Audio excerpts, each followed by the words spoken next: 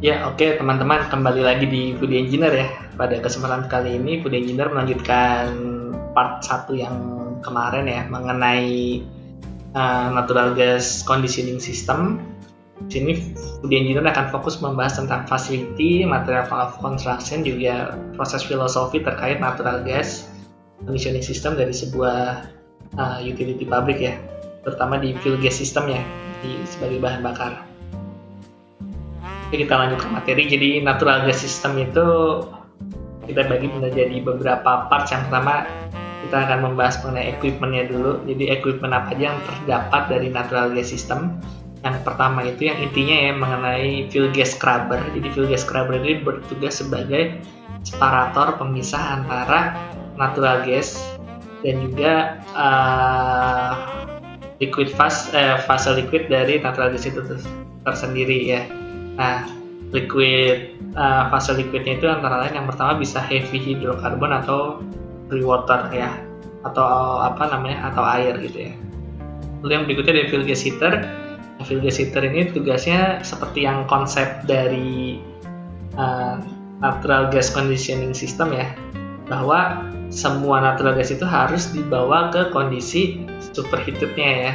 Jadi jangan sesekali beroperasi di kondisi saturatednya atau bahkan di mixed phase gitu ya, karena kondensasi sangat tidak diizinkan ya di natural gas system gitu ya. Jadi burner itu nanti ujung-ujungnya semuanya harus diuapkan gitu. Jadi kalau ada liquid di sana itu akan menjadi proses upset yang biasanya kita nyebutnya cracking gitu ya. Karena ada liquid yang perlu diuapkan dulu sehingga apinya menjadi nggak stabil gitu. Yang ketiga mengenai insulation dari fuel gas conditioning system. Nah ini juga sebenarnya fungsinya sama-sama dengan tujuan tidak boleh ada kondensasi yang terjadi di sistem tersebut. Nah, lalu kita lanjut lagi ke material of construction.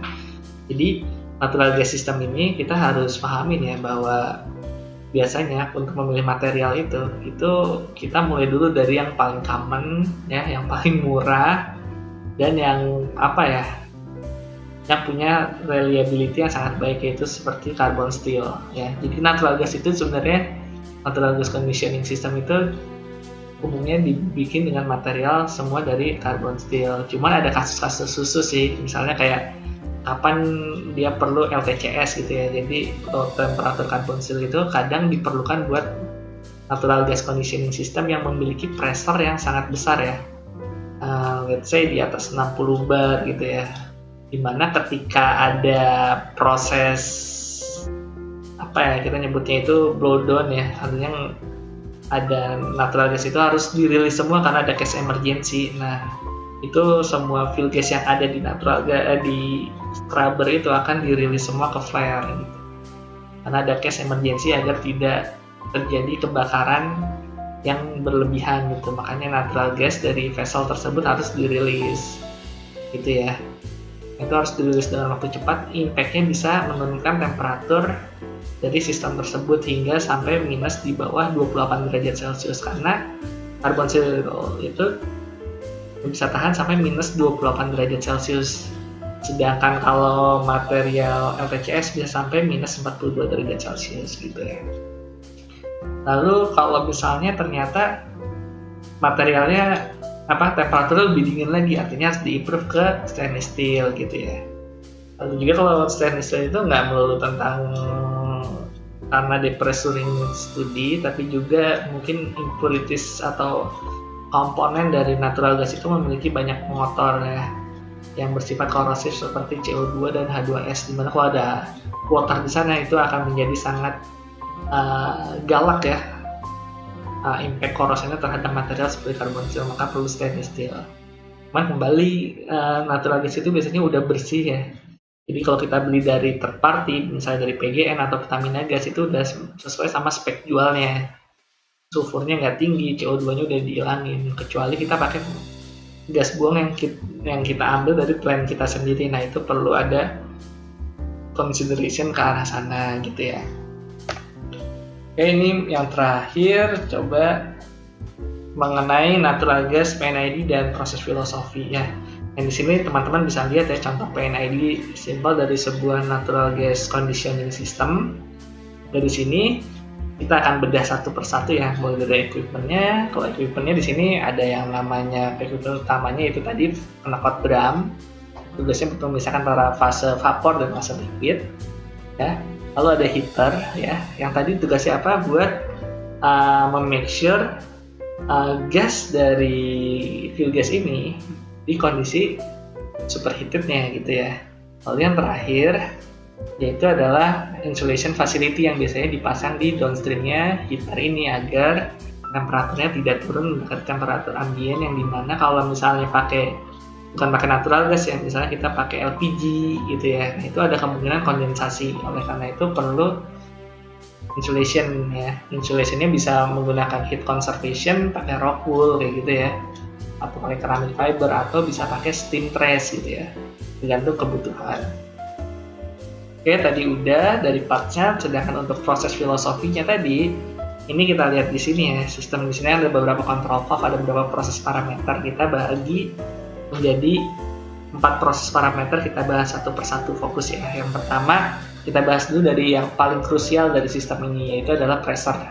Nah, jadi goal dari fuel gas conditioning system ini adalah bisa terus stabil mengirimkan natural gas ke usernya masing-masing. User di sini tadi bisa fire heater, bisa boiler, bisa generator ya, gas turbine generator, atau ke blanketing system. Nah ini artinya ketika di sini kan namanya proses kan berubah terus ya, nggak mungkin stabil tuh kondisi.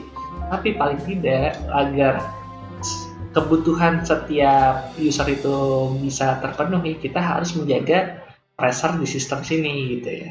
Jadi selama masih ada pressure di sini, artinya mau ditarik berapapun masih bisa ditarik sama usernya gitu. Oleh karena itu pressure di sini sangat krusial ya. Nah nanti sistemnya gimana? Jadi biasanya ini kita pakai di pressure 3 sampai 4 bar gitu ya.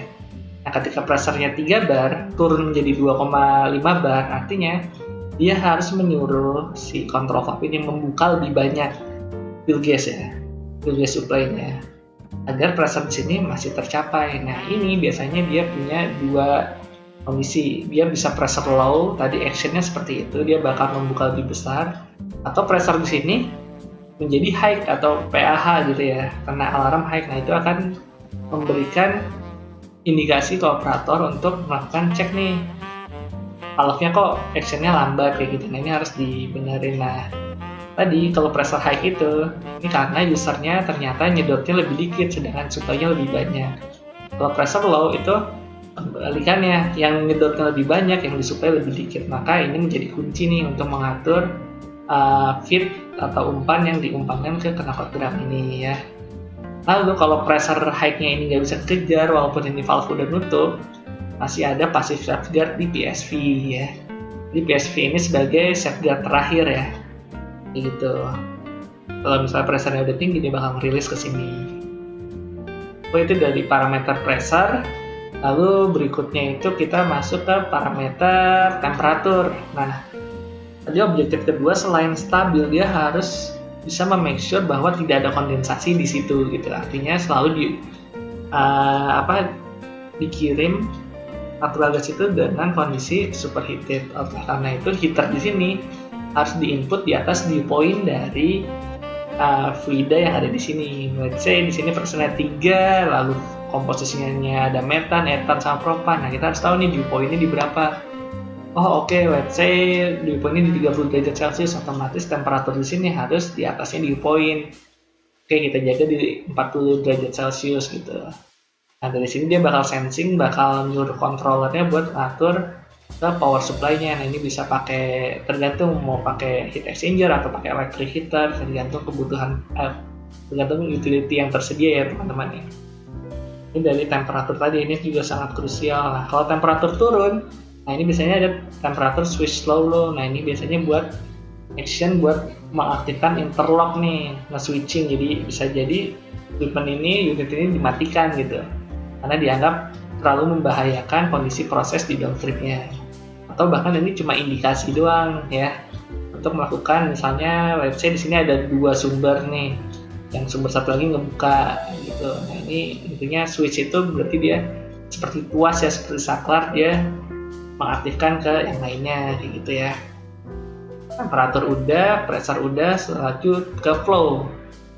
Nah kalau flow di sini ini biasanya hanya untuk indikasi aja, karena di masing-masing user itu udah ada flow indikatornya.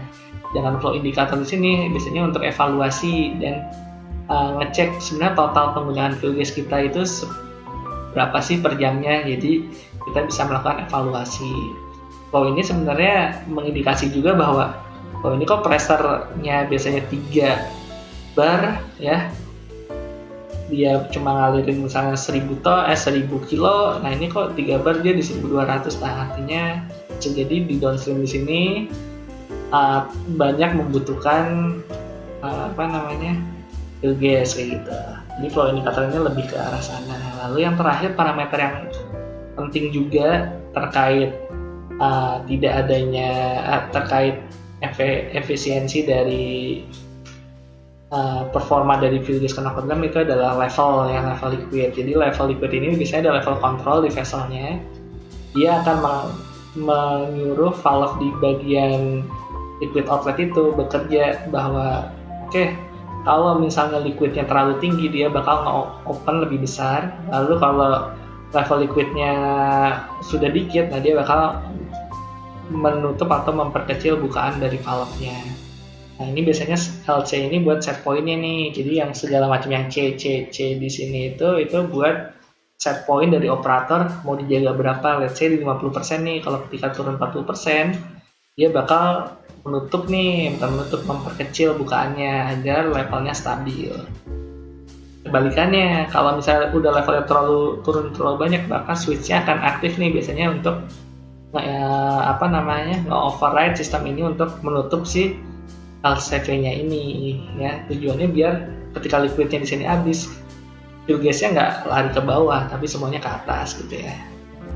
Gitu, jadi nggak ada fuel gas yang kebuang. Justru sebaliknya kalau levelnya high nih, nah ini artinya sangat bahaya ya. Bisa jadi liquid yang fraksi berat ini ke bawah ke atas. Impactnya apa ya? Dia nggak bisa diuapin sama heater, artinya liquid terus ke bawah hingga akhirnya ke masing-masing user dan bisa menyebabkan kerusakan. Level switch high ini biasanya juga optionnya bisa buat matiin fasilitas ini juga, seperti itu teman-teman. Jadi kurang lebih seperti itu ya terkait natural gas conditioning system. Teman-teman bisa lihat ya, tadi ada setiap parameter itu ada yang namanya control valve-nya sebagai final element. Jadi dia yang melakukan koreksi terhadap suatu pembacaan ya, ada yang melakukan sensing buat ngebaca ya. Ada juga otaknya gitu, kontrolnya untuk di input set point-nya. Mungkin itu teman-teman yang bisa VD Engineer sharing ya. Mudah-mudahan ada hal yang bermanfaat buat teman-teman. Oke teman-teman, mungkin itu aja yang bisa di-sharing sama The Foodie Engineer.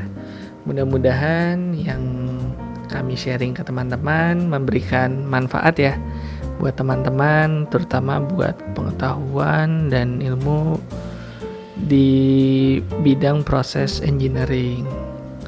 Oke, stay safe teman-teman dan mudah-mudahan pandemi ini segera berakhir. Wassalamualaikum warahmatullahi wabarakatuh.